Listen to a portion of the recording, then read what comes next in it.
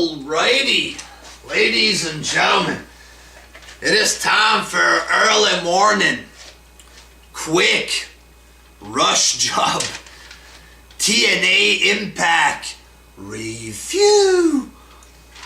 I decided to give TNA one last chance, one final chance. I didn't watch it since Bound for Glory. Went like 2.5 months without watching TNA. Didn't even think about TNA. Didn't give a flying fuck about TNA. I decided to watch the debut on Pop TV. I figured I'm gonna give them one last chance. This show wasn't a bad show. It was okay there, but could have been better, for fuck's sakes. Started off with Dixie Carter cutting a little promo, thanking the fans there. EC3 comes out. Matt Hardy, Eric Young, Brodus Clay, Bobby Lashley. They had a little brawl or whatever to kick off the show there. It was an okay opener, but it wasn't an attention grabber. You know what I'm saying? It wasn't something good. And this is the first segment on the new network. If they want to captivate the new audience on the women's network, that they're have to put on a better fucking opener than this. Just saying. You know, just having a little brawl between boring wrestlers there, that's not going to captivate a new audience, but it was okay, I guess, there, but not as good as it should have been, in my opinion. First match, EC3 defeated Bobby Lashley with a roll-up, you know. A bit cheap of a finish there. EC3, he's not a believable guy there. If he has to win with roll-ups and fucking cheap-looking finishes all the time, not a believable fucking tough guy or whatever, but the match was okay, I guess. Just a cheap finish there. Bobby Lashley, he was dressed in orange shorts. He had a headband for some reason, looking like a gay cheerleader or something. And this is supposed to be a tough guy, an MMA fighter, shit like this. And he looked like the fucking cheerleaders from WWE back in the day there. Not sure what they were going for with that look, and it looks very fake. He has a headband, you know. If he'd be getting punched in the face and shit happening to his face, the headband would go flying off, you know. Headband's there perfectly the whole match, doesn't move a fucking inch or whatever after getting punched in the face 100 times. Looks real, dog. Looks real. Then we had Kurt Angle coming out to do a retirement speech there, or some kind of retirement speech about how he's gonna retire soon. Then you had Drew Galloway, Jesse Goddard, and Eli Drake coming out there. What the fuck do these jobbers have to do with Kurt Angle there? You know, gold medalist, you know, multiple time world champion. He's retiring. Let's surround him with boring jobbers that nobody cares about. And of all the retirement speeches I've ever heard, this must have been the most boring speech, most uneventful speech ever. No real emotion. He did like a fake tear at one point, just went like this, and that was it, you know. Looks real, looks fucking real. I guess Angle is gonna put over some jobbers on his way out there. Second match, Matt Hardy defeated Eric Young. This match was okay. It was a bit hardcore there. Eric Young with the pile driver on the floor, the cement floor, whatever.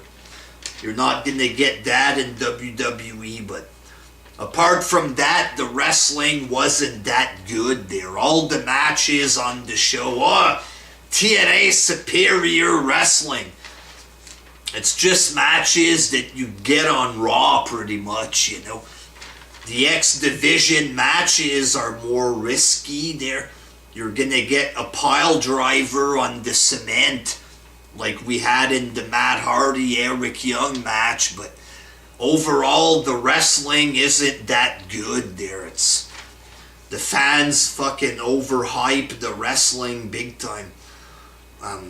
Decent match between Hardy and Eric Young. Bobby Roode defeated Bram in an open challenge for the King of the Mountain. So Bobby Roode is doing open challenges like John Cena. He's using John Cena's finisher. I mean, fuck off there.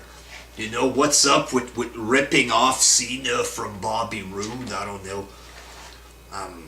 Not sure why he has to do that there, but he beat Bram. Match was okay.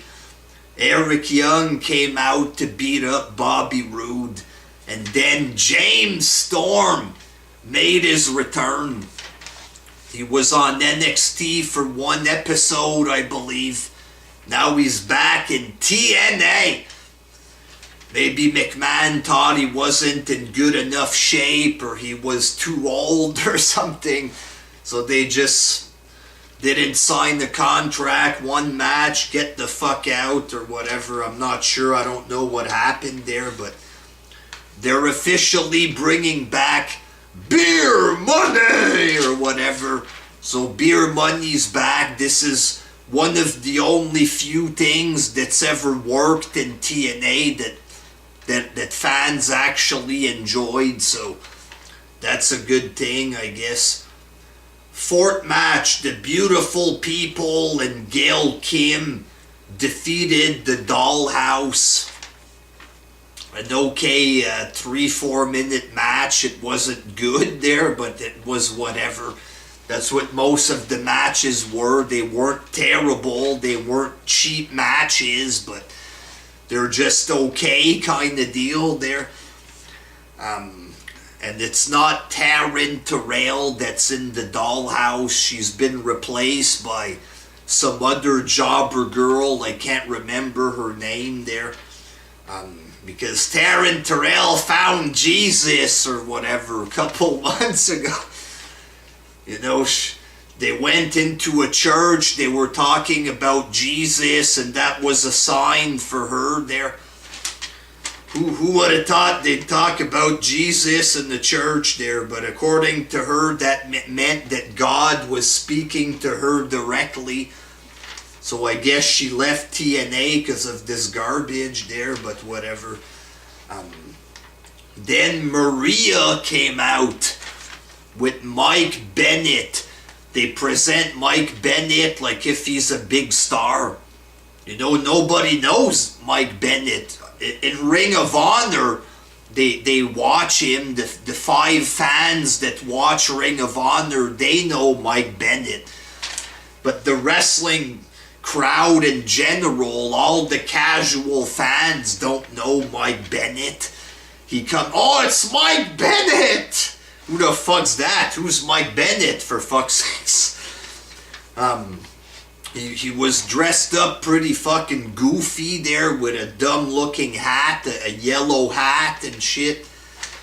I guess because they're a couple, Maria joins TNA, so they brought in that jobber with her, I guess. I don't see big things for Mike Bennett. Even if he wins the TNA belt, it's not considered big things in my book.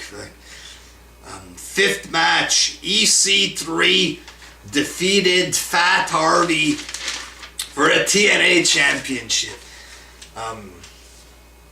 I didn't want either of these guys to win. I'm watching the main event. I'm like, fuck, man. I never watched a match that I didn't want either guys to win.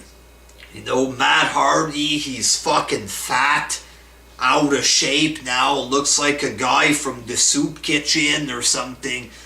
And EC3, they put the belt on this guy last time. Right away, Pro Wrestling Illustrated dumps the TNA belt as being an official world title. No longer a world title. The ratings go down fucking super low when EC3 becomes champ. What do? They put the belt right back on EC3. Even though he killed the ratings, even though they got kicked off the fucking Destination America when they put the belt on him, even though they lost everything when they put the belt on that boring, cartoonish, bad acting, shitty wrestling jobber. They lost everything. Let's put the belt back on him there, so he can cut more shitty promos that don't attract anybody. Fucking stupid. Fucking dumb. What a fucking moronic company. Fucking dumb idiots. But yeah, the show was okay. I didn't like the results. You know, EC3 and shit. Didn't like that there, but the wrestling itself was okay, so decent show. I'll give it a decent show there. Or okay, an okay show kind of deal. Could have been better. Wasn't bad, but could have been way fucking better, just saying. Giving them one last fucking chance. If it's bad next week, if it's a shit show next week, and maybe the following week, then that's it for me, boy. That's fucking it. The show was decent. It better be good next week, motherfuckers. Or else I'm done with this fucking company and I'm gonna fucking drop the hammer fist on these motherfuckers if they're cheap next week there. Until next time, peace!